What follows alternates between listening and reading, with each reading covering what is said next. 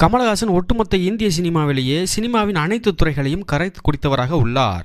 இன்றைக்கு சினிமாவில் புதிதாக என்ன தொழில்நுட்பம் அறிமுகமாகியுள்ளது, அது எந்த தொழில்நுட்பத்தை மையமாக கொண்டு என்ன படம் ரிலீஸ் ஆகியுள்ளது என்பது வரை தெரிந்து வைத்துள்ளார். அவருடன் பணியாற்றிய சினிமா துறையினர் அவர் குறித்து கூறும் விஷயம் அவர் ஒரு பல்கலைக்கழகம் என்பதுதான். அதே போல வெகு சிலர் மட்டுமே அவரது தலைக்கணம் குறித்தும் பேசியுள்ளார்கள்.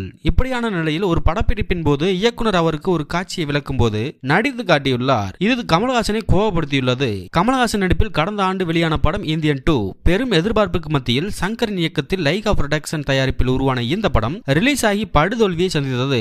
குறிப்பாக படத்தின் திரைக்கதையில் பல ஓட்டைகள் இருக்க ரசிகர்கள் படத்தை ட்ரோல் செய்து விட்டார்கள். இந்த படத்திற்கு இந்த அளவுக்கு மோசமான வசனங்களை கமலஹாசன் உள்ளிட்ட படக்குழுவினர் யாரும் எதிர்பார்க்கவில்லை. படத்தை ஓட வைக்க கமலஹாசன் படக்குழுவினரோடு பல நாடுகளுக்கு சென்று ப்ரமோஷன் பணியில் ஈடுபட்டு வந்தார். ஆனாலும் படம் எடுபடவில்லை. இவரது நடிப்பில் அடுத்து வெளியாகியுள்ள படம் தக் லைஃப். இந்த படத்தினை இயக்குனர் மணிரத்னம் இயக்கியுள்ளார்.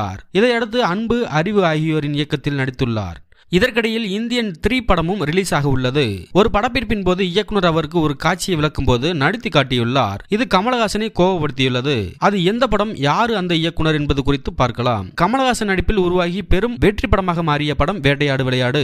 இந்த படம் ரிலீஸின் போது செம ஹிட். சமீபத்தில் ரிலீஸ் செய்யப்பட்ட போதும் செம ஹிட் தான். கௌதம் வாசுதேவ் மேனன் இயக்கத்தில் உருவான இந்த படத்திற்கு ஹாரிஸ் ஜெயராஜ் இசையமைத்திருக்கிறார். இந்த படத்தின் படப்பிடிப்பின் போது ஒரு காட்சியை விளக்கும் போது இயக்குனர் கௌதம் வாசுதேவ் மேனன் உடல் அசைவுகள் சொல்லி விளக்கியுள்ளார். இது கமலஹாசனுக்கு கோபத்தை ஏற்படுத்தியுள்ளது.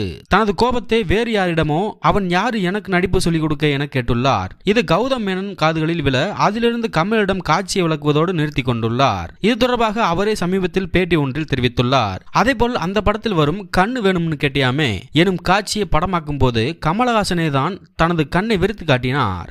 அது எங்களுக்கு சர்ப்ரைஸாக அமைந்தது. மேலும் அந்த காட்சி பெரும் வரவேற்பை பெற்றது என தெரிவித்துள்ளார். கௌதம் வாசுதேவ் மேனன் இயக்கத்தில் மம்முட்டி நடித்துள்ள டாமினிக் லேடிஸ் ஃபர்ஸ்ட் எனும் படம் வருகிற 24ஆம் தேதி ரிலீஸ் ஆக உள்ளது.